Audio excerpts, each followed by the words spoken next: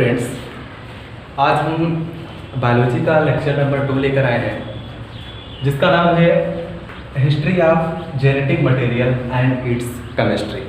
कहने का मतलब आनुवांशिक पदार्थ का इतिहास क्या है और उसकी रासायनिकी क्या है। यहाँ पर इस चीज़ को आप यहाँ पर पढ़ लीजिए, इसके बाद हम इस टॉपिक पर बाद में आएंगे। ठीक है, देख लीजिए हिस्ट्री ऑफ जेनेटिक मटेरियल। देखिए आदमी, ये मानव युग बहुत ज़्यादा जिज्ञासुपूर्ण है। वो हमेशा किसी न किसी चीज़ के बारे में सोचता रहता है और उसके दिमाग मस्तिष्क के अंदर बहुत ही ज़्यादा क्वेश्चन की श्रृंखलाएं उठती रहती हैं जिसका वो उत्तर जानने का पूर्ण प्रयास करता रहता है।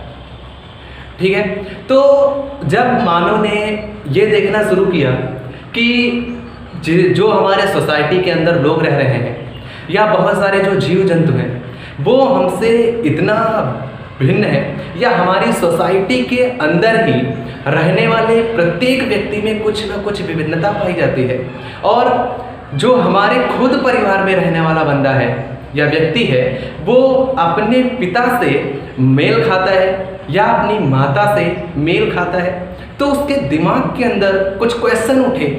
क्या क्वेश्चन उठा कि आखिर ऐसा क्या हो रहा है कि इस पृथ्वी पर लगभग 7.5 अरब की आबादी है। आज इस पृथ्वी पर 7.5 अरब की आबादी है और एक भी बंदा, एक भी व्यक्ति आपस में उसकी जो शारीरिक बनावट है, जो फेस का आकार है, समान नहीं है। अलग अलग सबको आइडेंटिफाई किया जा सकता है, सबको रिकॉग्नाइज किया जा सकता है, मतलब पहचाना जा सकता है। तो आखिर इतनी विभिन्नता आती क्यों है, और जो पुत्र है वो पिता के जैसा कुछ चेहरा क्यों लेके आता है। हालांकि भिन्न होता है लेकिन कुछ उसमें समानता पाई जाती है। आखिर ऐसा क्या है? तो जब साइंटिस्ट ने सोचना शुरू किया तब उन्होंने दिमाग लगाया कि हाँ, आखिर ऐसा कुछ तो है जो पिता से पुत्र में जाता है, जो लक्षणों को पुत्र में पहुंचाता है और वही लक्षण पिता के पुत्र में दिखाई देते हैं। इसकी चर्चा हमने अपने पहले वाले लेक्चर में की थी। हमने उसमें आपको बताया था कि आनुवांशिकता क्या होता है, यानी कि हेरिडिटी क्या होती है।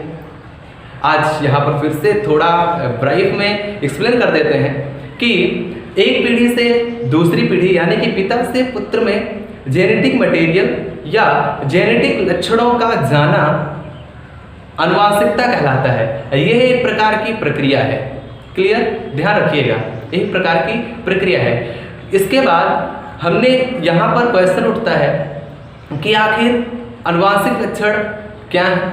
तो वही लक्षण हैं जो उस पुत्र में पिता के समान नजर आ रहे थे, जो पिता में थे उसी के समान के पुत्र में नजर आ रहे थे, वही लक्षण उसके आनुवांशिक लक्षण हैं। और इन आनुवांशिक लक्षण, कहने का मतलब जो एक पीढ़ी से दूसरी पीढ़ी में गए हैं, इन लक्षणों को ही आनुवांशिक लक्षण यानी कि जेनेटिक कैरेक्टर बोल देते हैं। इसके बाद क्वेश्चन उठा, इसमें हमने कई सारे टर्म की अलग अलग क्लियर तरीके से डिफिनेशन पहले वाले लेक्चर में दी है, जिसमें हमने बताया है कि जेनेटिक क्या होता है, यानी कि आनुवांशिक क्या होता है, जेनेटिक्स यानी कि आनुवांशिकी क्या है, हेरिडिटी आनुवांशिकता क्या है, और हेरिडिटेरी यानी कि आनुवांशिक पदार्थ या आनुवांशिक लक्षण क्या है। इन सब टर्म में थोड़ा थोड़ा डिफरेंस होता है और इन सब का डिफरेंस कैसे है और इसका हम उपयोग कहाँ कहाँ करते हैं और कैसे करते हैं, इन सब की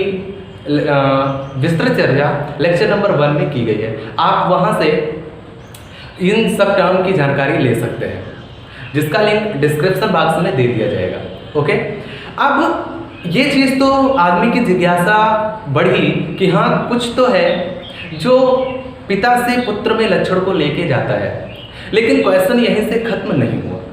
लोग के अंदर, दिमाग के अंदर फिर से क्वेश्चन उठा, आखिर वो पर्टिकुलर पदार्थ कौन सा है, पर्टिकुलर पदार्थ, पर्टिकुलर सब्सटेंस कौन सा है जो एक लक्षण से दूसरे लक्षण में लेके जाता है। जैसा आपको पता है, विदित है कि जो लाइफ की शुरुआत होती है वो एक जाइगोट सेल से होती है। क्लियर है कि एक सेल माता से आती है और दूसरी सेल पिता से आती है। यहाँ पर ध्यान दीजिए, एक सेल माता से आती है और एक पिता से आती है, जिसे हम स्पर्म कहते हैं। जब ये आपस में मिलते हैं तब एक जायगोट का निर्माण होता है। क्लियर? अब साइंटिस्ट ये बात तो जानते हैं, क्लियर तरीके से जानते हैं कि हाँ, एक सेल माता से और एक सेल पिता से, और जो लाइफ की पहली कोशिका होती है जिससे जीव का पूरा शरीर बनता है, वो कोशिका एक ही पहली कोशिका है। तो इसका मतलब क्या है? मतलब ये है कि जो भी पदार्थ होगा वो इसी सेल में कहीं ना कहीं होगा, इसी सेल के अंदर है। क्लियर? जो पदार्थ एक पीढ़ी से दूसरी पीढ़ी में जा रहा है उसी सेल में है। तो साइंटिस्टों ने सेल पर रिसर्च करना शुरू किया और उस पदार्थ को आइडेंटिफाई करने का प्रयास करने लगे जो एक आधार बनता है किसका? हेरिडिटी का, यानी कि आनुवंशिकता का जो आधार बनता है उसको आइडेंटिफाई करने का प्रयास करना शुरू किया। इस प्रयास में जो पहला नाम आता है वो आपके जो साइंटिस्ट हैं वो साइंटिस्ट हैं फ्रेडरिक मिस्टर। ध्यान रखिए, इस हिस्ट्री में जो पहला नाम आता है और पहला ही बहुत ज़्यादा इंपॉर्टेंट है। ध्यान रखिए, आप इतना तो जानते ही होंगे कि सेल की खोज 1665 में हो गई थी, बहुत पहले ही हो गई थी, है ना, आज से बहुत समय पहले। लेकिन जो फ्रेडरिक मिस्टर ने क्या किया, 1869, यहाँ पर हम सन लिख रहे हैं, ये सन बहुत ज़्यादा इंपॉर्टेंट है। वैसे बायोलॉजी में सन कम इंपॉर्टेंस अपना रखते हैं, लेकिन ये बहुत ज़्यादा इंपॉर्टेंट है। 1869, साइंटिस्ट का नाम क्या है? फ्रेडरिक मिस्टर, है ना, हिंदी में लिख देते हैं, चलिए इंग्लिश में लिख देते हैं। फ्रेडरिक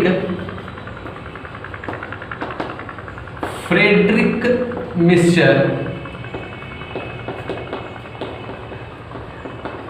फ्रेडरिक मिस्टर ने क्या किया?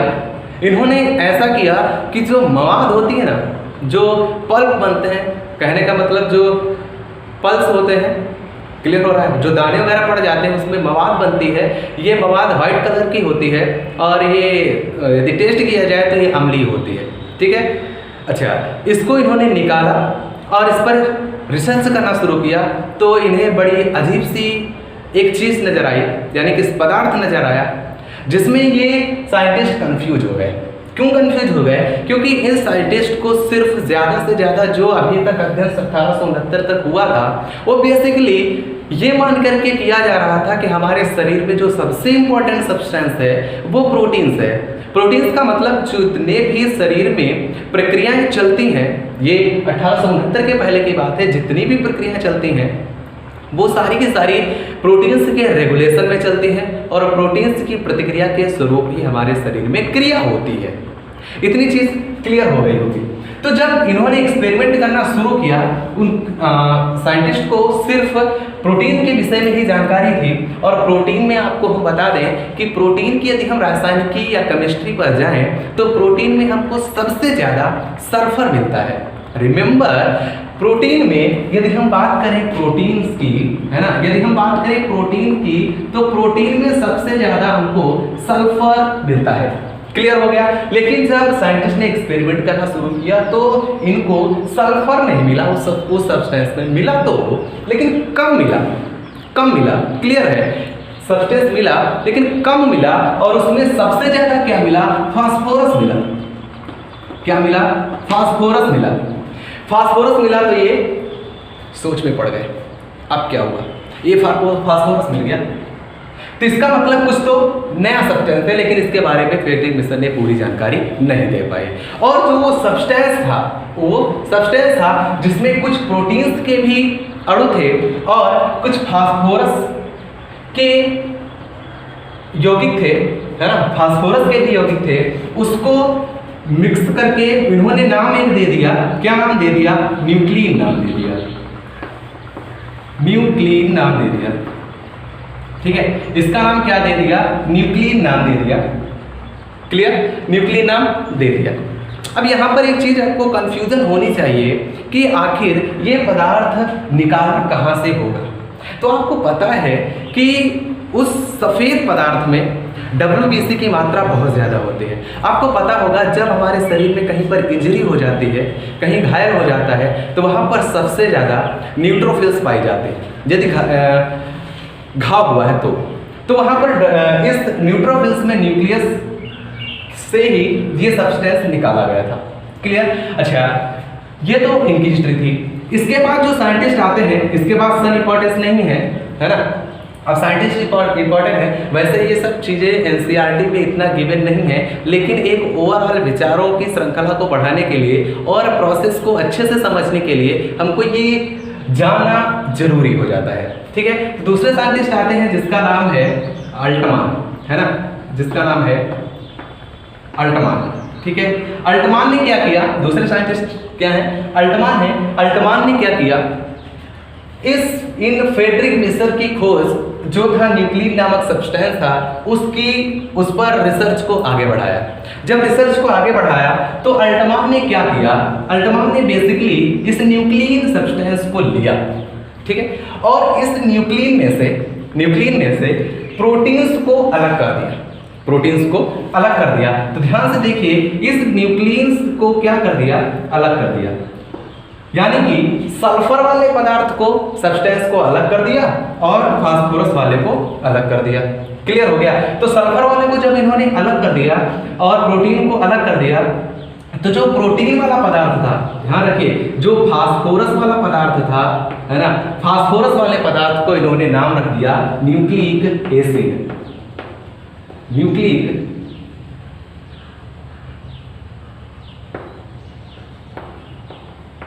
ठीक है, क्या नाम रख दिया? Nucleic acid. कहने का मतलब क्या है? एसिड क्यों? क्योंकि जब उन्होंने एक्सपेरिमेंट किया तो ये पता चला कि जो फास्फोरस वाला पदार्थ है वो अम्लीय है। इस प्रकार से इन्होंने क्या रख दिया? Nucleic acid. और ये क्या है? प्रोटीन से है, कुछ नहीं। ठीक है, बहुत आसान है। क्लियर? इसके बाद जो साइंटिस्ट है वो कोसले साहब थे। ठीक है, कोसले ने क्या किया? कोसले जी ने क्या किया? जो ये न्यूक्लिक एसिड था, अब इसी पर पर्टिकुलर इस जो नया सब्सटेंस मिल रहा है, इसी पर इन्होंने रिसर्च करना शुरू किया। जब इन्होंने रिसर्च किया तो इसमें कुछ चीजें सामने निकल के आई, है ना, कुछ चीजें सामने निकल के आई और इन्होंने ये बताया, क्या बताया कि इस जो ये पदार्थ है ना, इस वाले पदार्थ में कुछ तो कार्बोहाइड्रेट है, कुछ क्या है? कुछ तो कार्बोहाइड्रेट है, कुछ कार्बोहाइड्रेट है और कुछ नाइट्रोजन के यौगिक है। क्या है? नाइट्रोजन, यानी कि नाइट्रोजन इज बेस कह सकते हैं। नाइट्रोजन बेस है। ठीक है, क्या है? नाइट्रोजन बेस है और इसमें क्या है? फॉस्फेट है। फॉस्फेट ग्रुप पाया जाता है। क्या कहा? फास्फेट ग्रुप पाया जाता है। ये चीज किसने बताई? कोसले ने। लेकिन ये चीज बताई तो सही, लेकिन सबसे ज्यादा फोकस यहां पर किया गया। कहां पर? नाइट्रोजन बेस पर सबसे ज्यादा एक्सपेरिमेंट किसने किए? कोसले पर। और नाइट्रोजन इस बेस पर जब किए तो इन्होंने ये बताया कि जो ये इसमें, इस वाले पदार्थ में जो नाइट्रोजनस बेस है वो 4 प्रकार के पाए जाते हैं। एक तो एडिनाइन,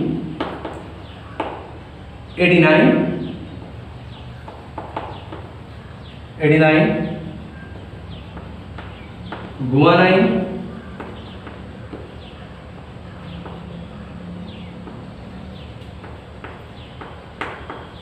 साइटोसिन,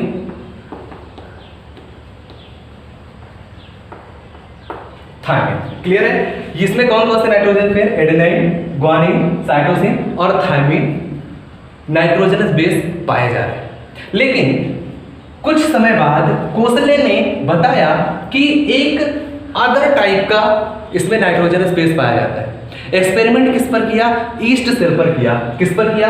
ईस्ट सेल पर किया। 1929 में किया था। ठीक है, इन्होंने ईस्ट सेल पर फिर से एक्सपेरिमेंट किया और इन्होंने एक पदार्थ को निकाला।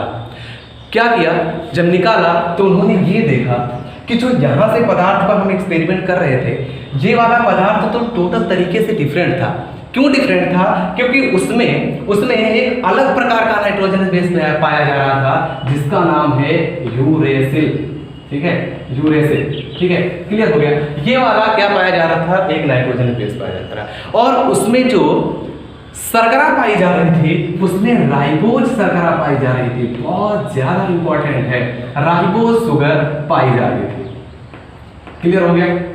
ओके, ध्यान दीजिए, देखिए जैसे जैसे हिस्ट्री पढ़ रही है वैसे वैसे इस मटेरियल की रासायनिक संरचना भी सामने निकल के आ रही है। क्लियर हो गया? इस पर्टिकुलर जो शुरुआत से पदार्थ चल रहा है उसमें क्या क्या नजर में आया कि फास्फोरस युक्त कुछ पदार्थ है। उस फास्फोरस के पदार्थ में क्या है? कार्बोहाइड्रेट है, नाइट्रोजनस बेस है और फास्फेट ग्रुप है। नाइट्रोजनस बेस में कितने टाइप के नाइट्रोजन बेस हो सकते हैं? एडेनिन, ग्वानिन, साइटोसिन और थायमिन है।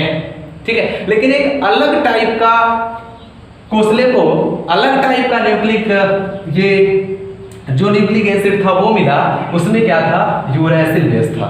क्लियर? इसके बाद एक साइंटिस्ट आते हैं जिसका नाम था लेविन। ठीक है, लेविन ने क्या किया? अपना काम फोकस किया कार्बोहाइड्रेट पर। क्या किया इन्होंने? आगे इतने से तो काम चला नहीं भाई, इन्होंने सोचा कि ये तो इतना था, इन्होंने इतना काम तो आसान कर दिया। क्या काम आसान कर दिया कि कोसले जी ने बता दिया कि हाँ भैया नाइट्रोजन सार इतने पाए जाते हैं, बड़ा आसान काम कर दिया। हाँ ठीक है, कोई बात नहीं, आपने इतना काम आसान कर दिया तो हम आगे बढ़ा देते हैं, कार्बोहाइड्रेट को हम निपटा लेंगे। तो कार्बोहाइड्रेट पर जब इन्होंने रिसर्च करना शुरू किया तो इन्होंने बताया इस पूरे के पूरे पर्टिकुलर पदार्थ में 2 प्रकार के कार्बोहाइड्रेट पाए जाते हैं। 2 प्रकार के, बिल्कुल सही बात है, 2 प्रकार के। लेकिन जो शर्करा थी उसमें कार्बन कितने थे? 5 कार्बन वाली 2 प्रकार के शर्कराएं पाए जाते हैं। एक का नाम था राइबोज शुगर, एक का नाम था राइबोज पेंटोज शुगर, एक का नाम था राइबोज पेंटोज शुगर और दूसरे का नाम था deoxy ribose, deoxy ribose pentose sugar. Clear? कितना हो गया? क्लियर। तो इसका मतलब क्या किया इन्होंने? इस न्यूक्लिक एसिड की पूरी जितनी केमिस्ट्री थी वो बता दी। ध्यान रखिए, इसी में इतिहास और इसी में केमिस्ट्री पूरी इंक्लूड हो गई है। ये था इसका विकास। अब हम देखेंगे कि देख लीजिए केमिस्ट्री में क्या क्या पदार्थ निकला। कंफ्यूज नहीं होइएगा क्योंकि ये बहुत ही ज्यादा इंपॉर्टेंट हो जाता है कि हाँ उस पर्टिकुलर पदार्थ में आखिर क्या है। तो देखिए उस जो नया पदार्थ निकला है वो आखिर क्या है। तो इसमें जब देखा इन्होंने तो carbohydrate, nitrogen base, phosphate group मिले। कार्बोहाइड्रेट में इनको 2 प्रकार की शर्कराएं मिली। एक तो राइबोज पेंटोज शुगर मिली जो किसमें थी? राइबोज पेंटोज शुगर किसमें थी? आप देख सकते हैं ईस्ट कोशिका में थी। और डीऑक्सी राइबोज शुगर जो उन्होंने मवादवश कोशिका पर अध्ययन किया था उसमें थी। क्लियर है? और ईस्ट में यूरैसिल बेस मिला। ठीक है, क्लियर हो जाना चाहिए। अच्छा, अब ये पूरा का पूरा ओवरव्यू हम एक आरेख के माध्यम से समझेंगे। एक आरेख बनाएंगे और वहां पर न्यूक्लिक एसिड की पूरी केमिस्ट्री में जितने पदार्थ पाए जाते हैं उसको लिखेंगे।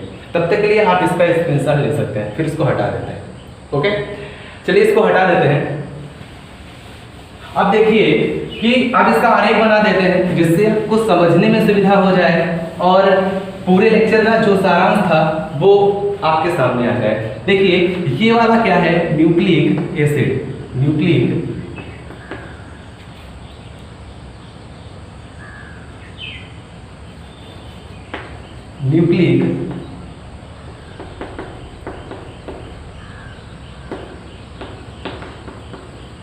एसिड। इस न्यूक्लिक एसिड में क्या क्या पाया जा रहा है? ध्यान दीजिए, यहाँ पर एक क्वेश्चन पूछा गया है कि न्यूक्लिक एसिड का नामकरण किसने किया था? किसने किया था? अल्टमान ने किया था। बहुत ज़्यादा इंपॉर्टेंट है, कंफ्यूजन नहीं करिएगा कहीं पर भी। ठीक है, ध्यान दीजिए। न्यूक्लिक एसिड अल्टमान ने इसकी खोज की थी। अच्छा ठीक है, न्यूक्लिक एसिड में जब हमने इसका एक्सपेरिमेंट करना शुरू किया तो हमको क्या क्या मिला? एक तो कार्बोहाइड्रेट मिला, दूसरा नाइट्रोजनस बेस मिले और तीसरा क्या मिला? तीसरा मिला फॉस्फेट ग्रुप मिला। जो कार्बोहाइड्रेट था वो 2 टाइप्स का था। एक तो था राइबोज पेंटोज शुगर एक तो दूसरा था डीऑक्सीराइबोज पेंटोसुगर,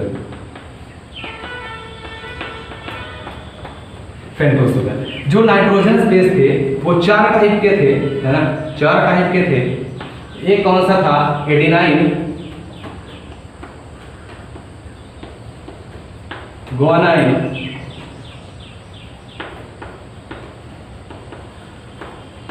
साइटोसिन, थाइमिन।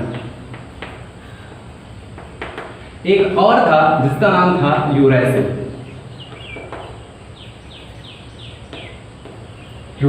ठीक है। जो फास्फेट ग्रुप था वो तो एक ही था। क्लियर हो गया। अच्छा, अब यहां पर एक चीज आती है कि इस न्यूक्लिक एसिड में इतनी चीजें पाई जाती हैं, लेकिन इसमें 2 प्रकार के हैं, ठीक है। जो पहला प्रकार था उसमें यूरैसिल नहीं पाया जा रहा था, ठीक है, और इसमें राइबोज शर्करा नहीं पाई जा रही थी। तो जिसमें राइबोज शर्करा और यूरैसिल नहीं पाया जा रहा था उसको हम क्या कह देते हैं, डीएनए। उसका नाम क्या रख दिया गया, डीएनए। उस न्यूक्लिक एसिड का नाम रख दिया गया डीएनए। ध्यान रखिए, कार्बोहाइड्रेट में या फिर किसी में राइबोज पेंटोज शर्करा पाई जाएगी या फिर डीऑक्सीराइबोज पेंटोज शर्करा पाई जाएगी, और नाइट्रोजन बेस पे या फिर ये 4 पाए जाएंगे, ठीक है। यदि ये थाइमिन नहीं पाया जाएगा तो यूरैसिल पाया जाएगा, और यदि यूरैसिल नहीं पाया जाएगा तो थाइमिन पाया जाएगा। क्लियर हो गया। जिसमें थाइमिन पाया जाएगा उसको हम क्या कहेंगे, डीएनए, और जिसमें यूरैसिल पाया जाएगा उसको हम क्या कहेंगे, आरएनए।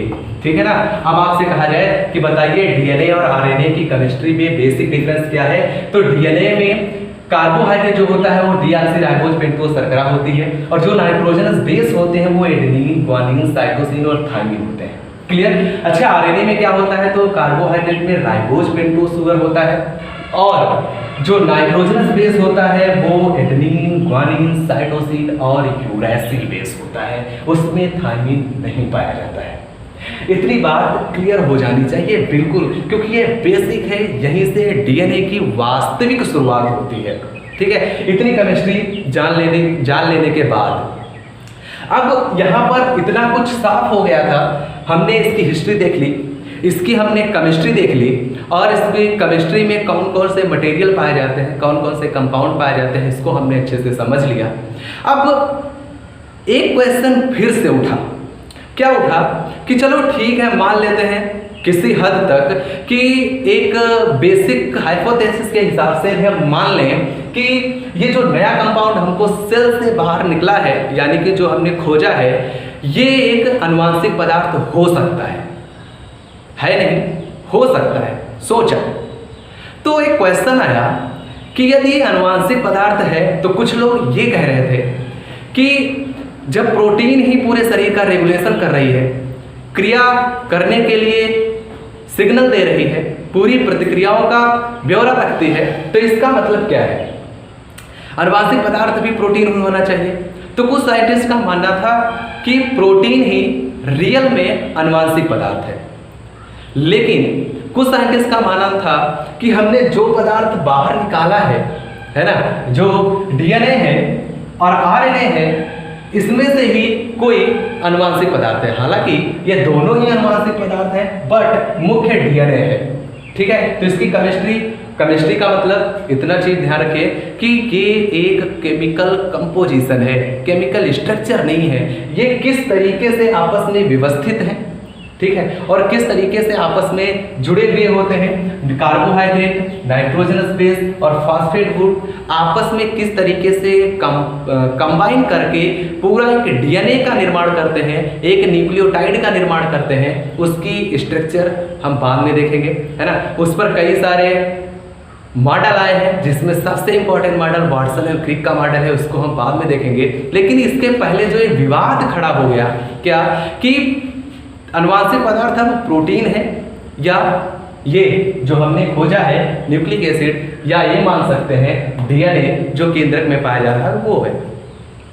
तो इस क्वेश्चन को सॉल्व करने के लिए कई सारे वैज्ञानिकों के एक्सपेरिमेंट हैं, जिसमें फिर एक फ्रेडरिक ग्रिफिथ का प्रयोग है जो 1928 में किया गया था। इसके बाद हर्शेम चेज का प्रयोग है जो एनसीईआरटी में दिया और बहुत ज़्यादा इंपॉर्टेंट है, वो एक फाइनल एक्सपेरिमेंट है हर्शेम चेज का। तो जो हमारा नेक्स्ट वीडियो होगा वो इस विवाद पर होगा कि प्रोटीन आनुवांशिक पदार्थ है या डीएनए।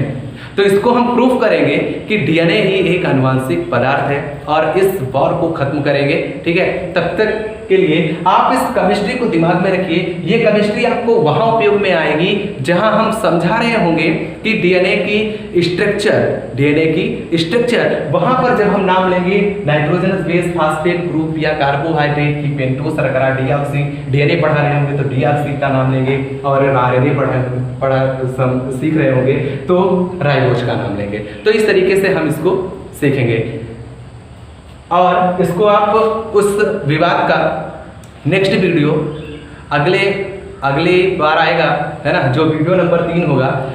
आप इन वीडियो को बड़े ध्यान से देखिए और एक बेहतर रिस्पांस दीजिए। और आपकी कोई सुझाव हो, यदि आपको अच्छा लगे तो आप इसे लाइक कर सकते हैं, यदि खराब लगे बुरा लगे तो आप इसे डिसलाइक भी कर सकते हैं। और यदि आप कोई सुझाव देना चाहते हैं, इस वीडियो को और ज़्यादा बेहतर बनाने में हमारी मदद करना चाहते हैं तो आप कमेंट भी कर सकते हैं। Thanks for watching this.